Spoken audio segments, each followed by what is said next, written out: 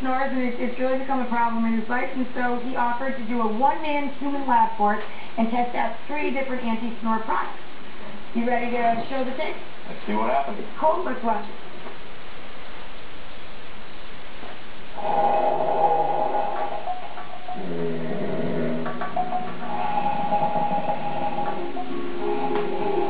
Now that I've confessed to having a snoring problem, it's time to do something about it. Over the course of the next 3 nights, I'm going to put 3 anti-snoring devices to the test. We've set up 2 separate night vision cameras, as well as a 3rd camera that I'm going to record a video diary. All of this is so that we can report back to you which one of these products might actually work to help you or your loved one stop snoring.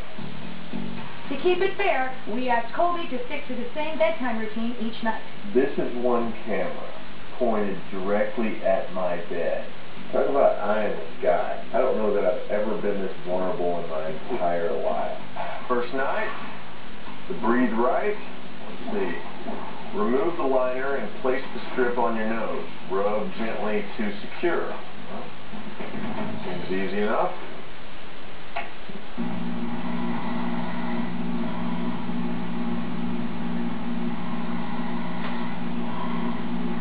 I've used one of these breathe rights before, and they really do seem to help my breathing. It feels easier to take air in and obviously breathe air out through your nose.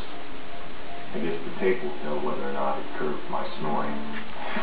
Night number 2, Snore Wizard. It's basically a mouthpiece that prevents snoring. It says fit into your mouth with the inside tab facing down, and allow the tab to slip over your bottom teeth to secure in place.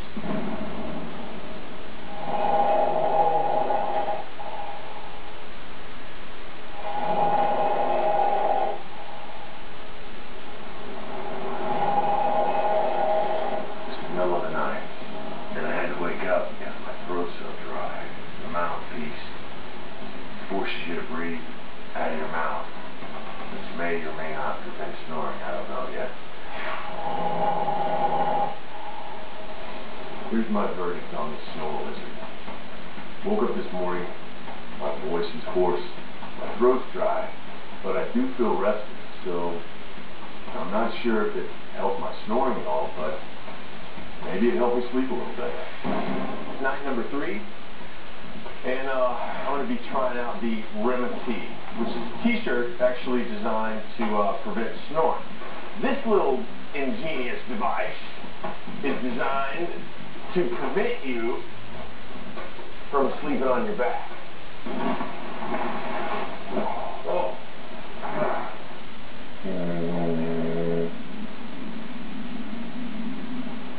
The whole design of this shirt is to force you to sleep on either your side or your stomach, which, to my recollection, is exactly what I did last night. The good news is, I feel rested. I feel like I got a good night's sleep.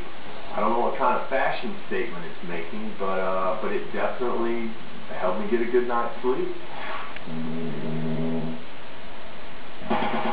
3 products down, I gotta be getting close to a cure for this snoring. We're back with the one-man human lab, Colby, and we're now joined by sleep specialist and author of Beauty Sleep, Dr. Michael Bruce, who looks very well rested. Well, Doctor, I mean, what's the bottom line? Can any of these over-the-counter products work? Actually, they can. There's some evidence that would suggest that some of these can actually be quite effective. But just because they may not have worked totally for him. Well, and I was surprised that not at least one of them didn't help more than it did. But looking at the tape, I had no idea I tossed and turned that much while I was sleeping. Yeah, but even if these didn't work for you, they might work for the next guy. Totally. And there's no question, first of all, some of these need to be used a little bit longer than some of the times that Colby had his opportunity to use them. A great example of that would be the nasal strips, right? Those work really well with people with very narrow noses, and what you have to do is you have to have the right placement. If they're sitting on the tip of your nose, they're not going to do any good. Okay, so what you do is you take your 2 fingers, and you put it on the top of your nose, and you breathe in while slowly sliding your fingers down. When you hit the area where you can feel there's some constriction, that's where the nasal strip goes. And so sometimes people will misplace nasal strips, and they'll say, well, this wasn't effective for me, and I tell them to do the test to figure out where to put it, and then sometimes they can find out that it might be effective. I wanted to be fair here, of course, I like to tell both sides of every story.